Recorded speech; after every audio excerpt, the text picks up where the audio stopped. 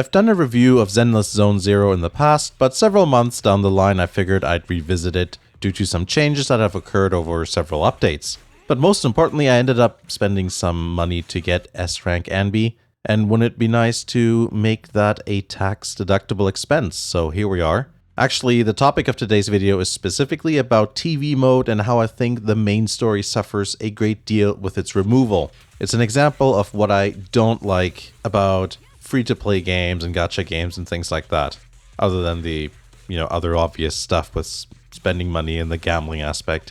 It's actually been several updates ago that they removed TV mode, but having played through both the new chapters of the main story and character events, the lack of TV mode has become very evident. In case you don't know, TV mode in Zenless Zone Zero is a dungeon crawler type game mode that happened between fights.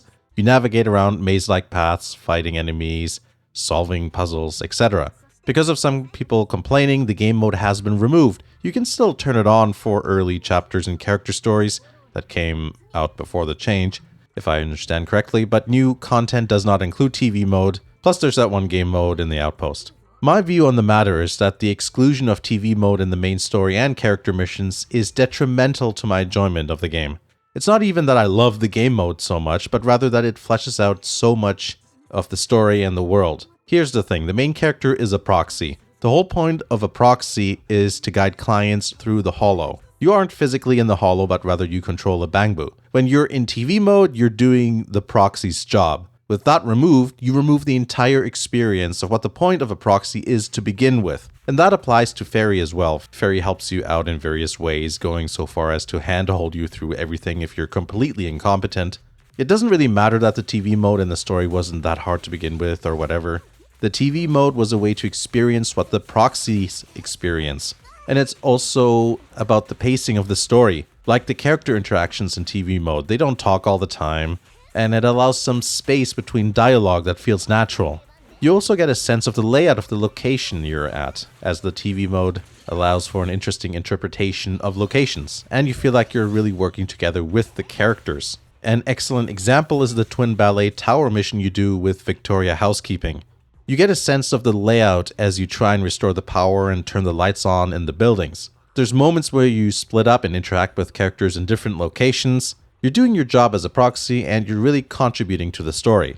Another good example is that one character story where you rescue all the bangbus in the holo and you have to do some forensics, analyzing what the bangbus saw and then kind of figure out what path to take and what sort of thing happened. There's an element of tediousness to TV mode, but I think that's why it's good, because when you accomplish a mission you feel like you overcame adversity and actually achieved something.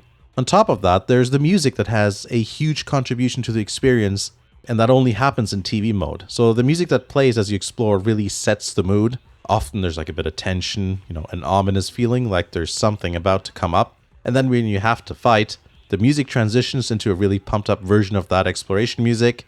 And then the way it calms down again after the fight, eventually peaking during boss fights where things get really exciting. That's an aspect that's lost now. I mean, of course it exists in some way, but I think it was a good highlight of that entire experience that's now not really there. Okay, so you could argue Scott Outpost has some game modes that's just TV mode, right? But for me, the point is that TV mode needs to occur in the story. I don't want to, do dungeon crawling for the sake of dungeon crawling necessarily. I like that the dungeon crawling gameplay was used as a tool for immersion and story pacing and all that stuff. I really noticed it when playing Anbi's story arc. She's one of my favorite characters in the game. And then the storytelling for that, for her arc was just kind of boring. I was disappointed. It felt very uninvolving. It just felt like I did a thing and then, it's done. And this is true with the other storyline additions too. Just as TV mode was removed, I felt like all that carefully balanced interplay between storytelling, world building, game modes, and pacing were gone. I still enjoy the game to some extent, but it's just all a bit more boring, and that sense of disappointment will hang around permanently. Zenless had a spark, and that's just gone now. I know many or even most people probably won't agree, but that's my take on that, and we don't need to agree. And it highlights what I don't like about free-to-play games. If this was a regular PC or console game that you had to buy, and there was a controversial gameplay mechanic that added a unique take on something, it would either stay as it is, or the developer maybe would make a patch that, would make that game mode toggleable.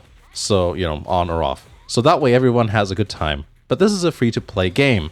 As it came out, it's far from a completed game. You enjoy the game over a longer period of time as content gets added on and development is ongoing. Instead of being a thought-out package that may get tweaked and balanced after release with patches, its development can be influenced along the way. So that means with games like this, developers can get you hooked on a game that you play for months and months, but then a patch can introduce a sudden and large change that removes a large part of what you liked about it. Now I can only replay the first part of the story if I want to play Zenless the way it was when the game captivated me. Everything else they do in the future will just be not as good as the first bit of the game. And it's really unfortunate, especially if you invested any money in the game. And it's clear that there's lots of story that hasn't been explored yet, so what a wasted opportunity. Now here's a bit of an analogy, I'm not sure if it's 100% fitting or not, but let's say you buy a ticket to watch a movie and you don't really like the movie that much. Or you liked it for the most part, but there's a thing you didn't like. You move on. There's other people who really liked it, whatever. But if you watch the series and there's a sudden change in direction, because a lot of people complained, you just feel bad about your investment in that series, be it emotionally or from a financial standpoint. So with that out of the way, I can now deduct some of my Zenless Zone Zero expenses since my last video on my tax return next year. But in the end, this is just a form of entertainment. There's worse things in the world to worry about. But, this is an interest and you're just gonna complain about stuff you don't like, right? So that's that. I didn't really enjoy this video. Hopefully you had a better experience, though I doubt it. See you next time.